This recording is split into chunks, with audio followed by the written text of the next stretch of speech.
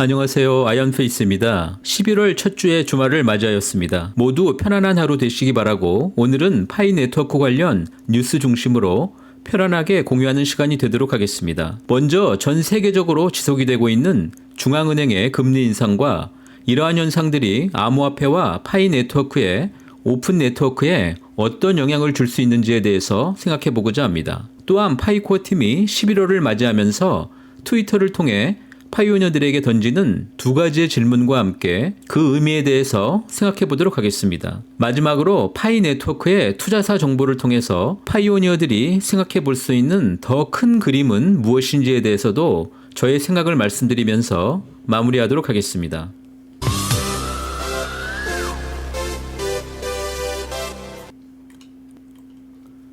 먼저 지금 현재 전 세계 국가와 시민들의 가장 큰 걱정거리라고 할 수 있는 금리 인상과 초인플레이션 관련 내용 하나를 공유하면서 시작하겠습니다. 한때 중동의 파리라고 불렸으며 매우 안전한 상업교육국가의 하나였던 레바논의 경제 현황 이야기입니다. CNBC에 의하면 레바논은 한때 안정적이고 투자 친화적인 은행 시스템으로 매우 유명했던 국가였지만 최근에 초인플레이션이 국가를 장악하고 있고 은행이 달러 인출을 막는 사태가 발생하면서 크게 혼란에 빠졌다고 합니다. 그런 결과로 자국민들에게는 더 이상 의미가 없는 금융 시스템에서 생계를 유지하기 위해서 일부 레바논 사람들은 비트코인을 채굴하거나 암호화폐를 사용하여서 그들의 부를 저장하고 있다고 보도되고 있습니다. 현재는 사용자가 현금으로 거래하는 달러 고정 스테이블 코인인 테더가 매우 인기 있으며 대부분 그들이 채굴한 비트코인과 테더 암호화폐 등으로 생필품을 구매하는 수단으로 사용 중이라고 합니다. 사진은 레바논에서 건축사로 일하고 있는 지브라엘이라는 사람인데 자신은 모든 현금 자산은 암호화폐로 인출해서 보관하고 있고 가족들과 함께 비트코인 채굴을 통해서 부가 수입을 만들고 있으며 실제 모든 상품들의 교환 기반은 비트코인이나 암호화폐로 전환되는 중이라고 말하고 있습니다.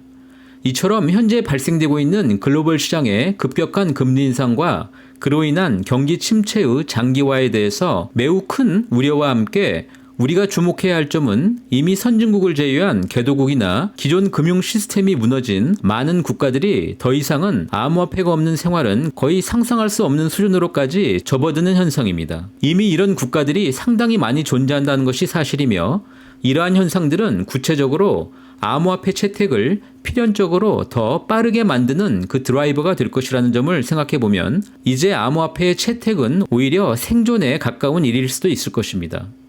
앞에서 살펴보았듯이 기존의 금융 질서가 무너진 국가들의 암호화폐 채택과 더불어서 선진국이라고 할지라도 암호화폐가 많은 대안을 줄 것이라는 점은 데이터에서 확실히 입증이 되고 있다고 말할 수가 있습니다. 거의 많은 사람들이 그동안 경기 침체 국면에서는 화폐 가치 하락에 대한 가장 좋은 해지 수단으로 금만한 게 없다고 배우고 있고 그렇게 실행해 오기도 했지만 이제 그 현상은 상당히 착각이었음이 증명이 됩니다. 인플레이션에 대한 연준의 대응은 금리 인상과 미국의 일자리에 큰 영향을 주게 되고 이번 11월 첫 주에도 사상 처음으로 4회 연속 75 베이시스 포인트라고 하는 금리 상승을 진행함으로써 한국과 미국의 금리가 계속 역전 현상이 진행이 되고 있습니다. 이 와중에 유로화와 영국의 파운드화에 대한 강력한 성과로 나타났고 달러 지수 역시 현재 14.5% 이상이 상승하고 있습니다. 기존 후진국과 동남아 개도국들이 금리 인상 시 희생되는 국가가 되는 이른바 양털깎기의 대상이 이제는 유럽이 새로운 양털깎기의 대상으로 변화하고 있는 모습을 볼 수가 있습니다. 한편 일부 경제학자들은 미국의 연준은 2023년 초부터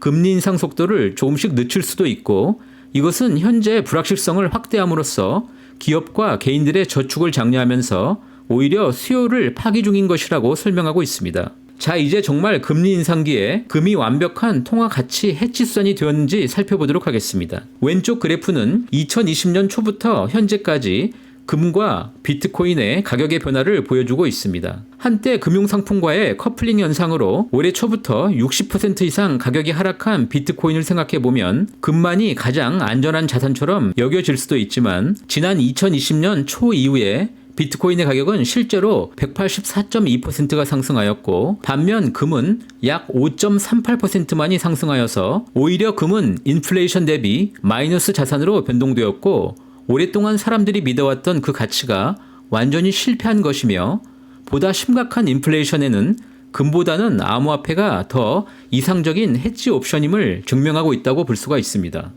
11월 첫 주 들어서 파이코어 팀은 파이오니어들에게 두 가지의 큰 질문을 던져주고 있습니다. 그 첫 번째는 이번 가을에 당신을 가장 흥분시킬 만한 뉴스는 무엇인가? 라고 하는 질문입니다. 결국 이 질문은 파이 네트워크로부터 듣고 싶은 뉴스가 무엇인가? 라고 하는 질문과 같은 것이라고 생각하고 있습니다. 파이는 지난 2021년 12월 폐쇄 메인넷을 선언한 이후에 올해 3월부터 월간 채굴 속도 조정을 시작하였고 현재까지 약 62% 수준까지 채굴 속도가 하락한 상황입니다. 또 매스 KYC를 개시한 이후에 300만 명이 KYC를 통과하였지만 여전히 전체 3,500만 명 중 채굴자의 약 8.5% 수준만 KYC를 통과한 상황입니다. 그러나 코어팀의 발표대로 9월 이후부터는 KYC 진행에서 하루에 진행 가능한 KYC 제한 사항이 없어진 상황이기 때문에 매스 KYC가 이미 시작이 되었지만 오류 케이스에 대한 AI의 학습 과정에서 그 시간이 필요하기 때문에 실제 우리들이 피부로 느낄 만한 속도 진전이 없는 상황이기도 합니다. 여러분들은 어떤 뉴스를 코어팀으로부터 듣기 원하십니까? 주요 커뮤니티의 대답 중 3개 정도로 압축해 볼 수 있을 것 같습니다. 바로 소규모 수준의 KYC에서 모두가 느끼는 대량 수준의 KYC로 진행이 되고 이에 따른 대량의 바터가 진행이 되는 모습을 보고 싶다는 의견과 더 많은 상품과 서비스의 바터가 진행이 되면 전 세계에서 가장 폭넓게 사용되는 암호화폐가 될 수 있을 것이라는 파이 바텀홀의 대답, 그리고 모든 채굴자들이 가장 기다려지는 파이 오픈 메인넷에 대한 아프리카 커뮤니티의 대답으로 압축할 수 있다고 판단이 됩니다. 다음은 두 번째 질문으로 웹3라고 하면 가장 떠오르는 것은 무엇인가 라고 하는 코어팀의 질문에 대한 대답입니다. 파이 코어팀은 파이 KYC를 통해서 웹3 세상을 준비하고 있는 것이라고 이야기하였지만 사실 아직 대부분의 파이오니어들이 특정 단어 하나로 압축해서 표현하기에는 웹3는 여전히 매우 어려운 개념인 것만은 분명합니다. 파이 체인몰은 파이가 개발되면서 촉발된 암호화폐의 채택과 함께 파이 유틸리티를 통한 생태계 자체를 웹3라고 대답하고 있습니다. 파이 뉴스 커뮤니티는 11월 15일경에 웹3 기반 자신들의 플랫폼이 런칭이 될 것이라고 말하고 있습니다. 또 다른 커뮤니티는 본질 가치가 없이 거래소에서 조작이 되는 기존 암호화폐들과는 달리 파이코인은 거시경제 위험을 최소화하면서 많은 국가들이 파이를 채택할 것이라고 응답하고 있습니다. 결국 쉬운 몇 개의 단어로 설명하기는 매우 힘들겠지만 사람들에 의해서 채택이 되고 그 기반 유틸리티가 모두 파이 브라우저 안에서 생태계로 조성이 되고 그 지불 수단으로 작동하는 플랫폼 코인으로서의 파이가 웹3 자체인 것으로 설명해 볼 수가 있을 것입니다.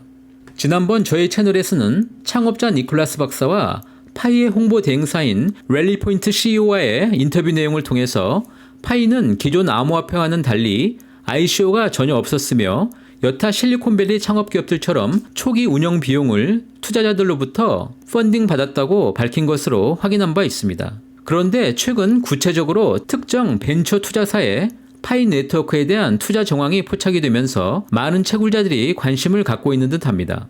바로 실리콘밸리에 위치한 벤처 투자사인 울루 벤처스입니다. 해당 벤처 투자사는 공동 창업자 두 사람이 모두 스탠포드대 출신이며 그중 여성 창업자인 미리암 리베라는 현재까지도 스탠포드 출신 창업자 모임인 스탠포드 엔젤 투자가와 창업자들의 모임의 보드 멤버이기도 합니다. 개인적인 추측은 지난 8월에 있었던 KYC와 노드 운영 관련 대규모 서버 업데이트 진행과 함께 최근 계속 진행이 되고 있는 신규 직원의 고용, 그리고 유명 대학 해커톤 스폰서 참가 등에 집중 투자할 자금을 수혈한 것으로 판단하고 있습니다. 물론 최초 소셜 네트워크라는 기업이 창업되었을 때는 익명의 개인으로부터 약 50만 불 정도의 운영 자금을 투자받은 것은 이미 서류로 확인되고 있는데 최근 3년 만에 처음으로 투자 관련 뉴스인 것 같습니다.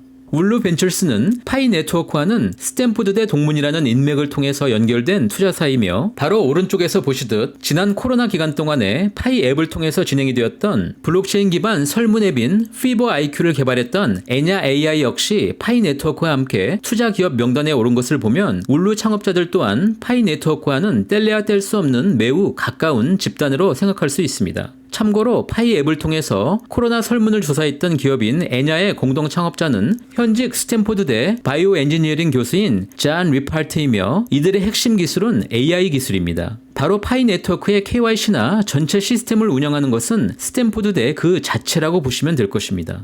현재 울루 벤처스의 운용자금은 약 2억 달러가 조금 넘는 3개의 펀드인데 실제 실리콘밸리의 벤처 투자사 중 비교적 소규모에 해당한다고 볼 수 있으며 여전히 니콜라스 박사의 경력에 비추어 보면 파이 네트워크가 매우 견고한 성장의 지점에서 자금이 필요할 경우에 사실 전혀 걱정할 상황은 아니라는 점을 말씀드리고자 합니다. 여러분들이 잘 알고 계시듯 파이 창업자 니콜라스 박사는 현재 회장직을 수행하고 있는 카메론 타이틀만과 공동으로 스탠포드대 비영리 기업인 스타트X를 창업하였으며 CTO로서 오랫동안 일해왔고 이를 통해서 수많은 미국의 글로벌 기업 관계자들은 물론 벤처 투자사들과의 연결고리를 갖고 있습니다. 사실 스타트X 자체 조성 네트워크 펀드만 해도 심사를 통해서 언제든지 130만 불 정도까지는 사용할 수도 있습니다. 그러나 그는 자신이 갖고 있는 과거의 화려한 인맥은 사용하지도 않고 현재까지 파이 네트워크를 운영해온 그 철학을 갖고 있습니다. 그 정도로 파이 네트워크가 갖고 있는 그 비전과 미래 가치는 엄중하고 매우 높으며 현실의 돈과 쉽게 타협할 수 없는 그 가치를 지니고 있다는 것을 오랫동안 파이를 채굴해온 많은 분들이 이해할 수 있다고 생각하고 있습니다. 당장 스타트X의 메인 벤처 투자사 스폰서인 세콰이어 캐피탈은 실리콘밸리를 대표하는 가장 대형 벤처 투자사 중의 하나이며 그들이 운영하는 펀드는 33종으로 현재 약 220억 달러, 한화 30조 원이 넘고 이런 대형 벤처 투자사와 직접 연결이 가능한 사람이 바로 창업자 니콜라스 박사라는 점은 파이 네트워크의 성장에 있어서는 매우 긍정적이며 미래가 보장이 되었다고 말할 수가 있을 것입니다. 파이 네트워크의 두 창업자가 들려준 대로 파이 네트워크를 통해서 그들은 분명히 새로운 화폐 시스템의 혁명을 일으키고 있고 이것은 새로운 블록체인 기반 스마트 머니의 탄생이며 그들의 가치는 파이의 웹3를 통해서 조만간 증명이 될 것입니다. 오늘도 이렇게 저와 함께 해주셔서 진심으로 감사드립니다. 남은 휴일도 건강하게 보내시기를 바라겠습니다. 감사합니다.